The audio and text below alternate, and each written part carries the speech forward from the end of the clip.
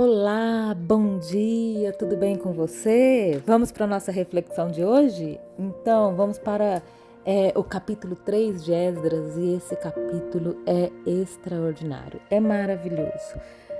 Ao ler esse capítulo, eu recomendo que você tire um tempinho, vá até a sua Bíblia e leia este capítulo, porque ele tem lições preciosíssimas.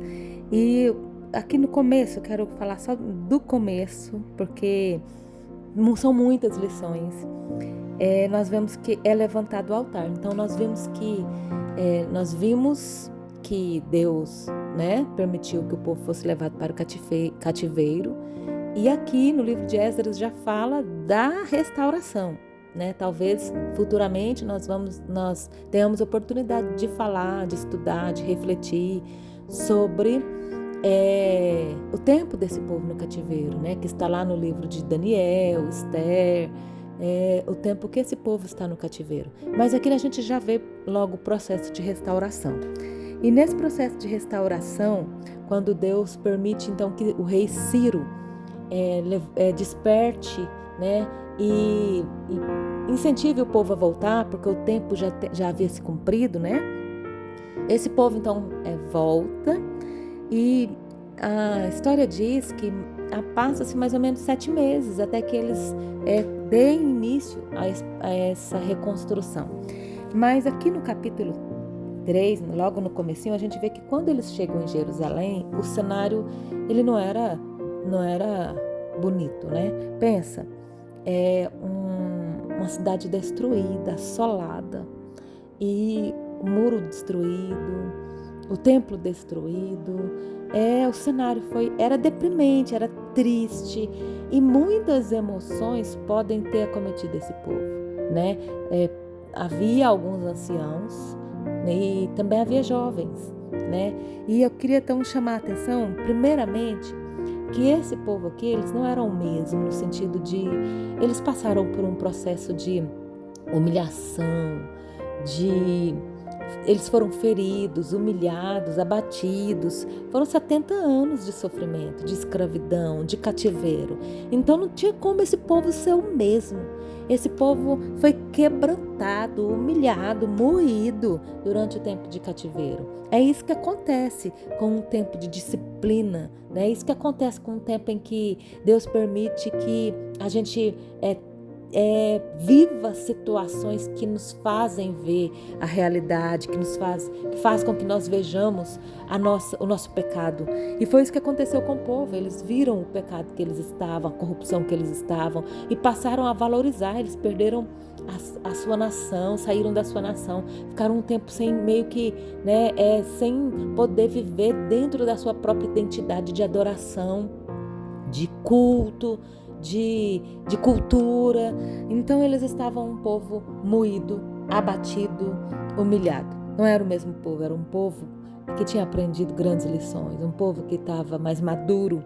E esse povo chega aqui e olha que interessante, a primeira coisa que eles fazem é restaurar a adoração. Não dava para fazer o templo imediatamente, né? Mas eles fizeram um altar para a adoração. E nós vimos então, primeiro então eles restauram a adoração e depois a gente vê que eles trabalham em unidade, eles fazem isso junto.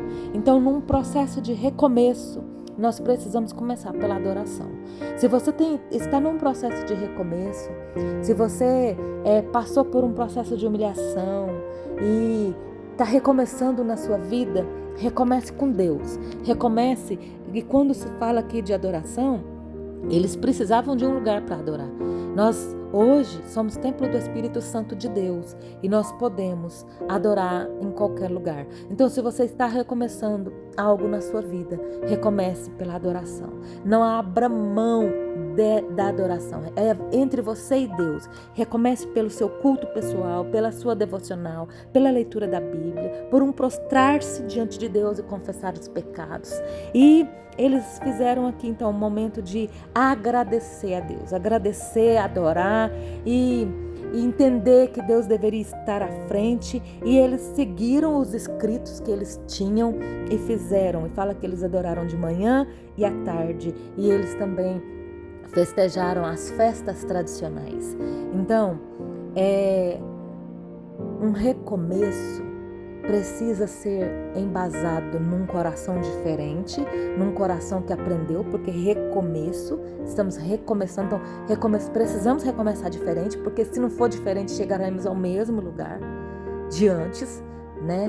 Então, recomeço exige um coração humilde, um coração quebrantado, uma postura diferente. Um recomeço exige, então, um coração totalmente dependente do nosso Deus, seguindo rigorosamente as suas instruções. E eu vejo aqui também, esse texto nos ensina que esse povo estava muito unido. Então, nós não podemos recomeçar sozinhos. Nós precisamos de uma igreja para servir a Deus, sim, porque a igreja é uma instituição que Deus ama. Então nós precisamos seguir rigorosamente a palavra, né? E precisamos de uma igreja, mas precisamos também de amigos, pessoas que nos apoiem, pessoas que nos falem a verdade, pessoas que caminhem conosco, que nos exortem, né? Esse povo eles recomeçaram em unidade. E eu gostaria então de chamar a atenção primeiramente para essas lições aqui que eu já destaquei. O texto vai nos oferecer muitas outras e nós voltaremos nelas, mas eu gostaria de chamar a sua atenção. Esse povo recomeçou diferente, esse povo recomeçou com o coração quebrantado, arrependido, uma postura diferente, recomeçou pela adoração, recomeçou em unidade e eles não se deixaram abater pelos inimigos, eles superaram as dificuldades, os medos, porque o terror assolava esse povo. Havia muito povo inimigo à sua volta, mas eles não se deixaram abater. Nós também não devemos nos deixar abater pelas nossas emoções. O medo vem, a frustração vem, a decepção vem, mas nós não podemos nos deixar abater. Nós devemos sempre recomeçar, aproveitar a oportunidade de recomeçar e recomeçar bem. Que Deus te abençoe. Que Deus te capacite nos seus recomeços, nos seus humildes recomeços.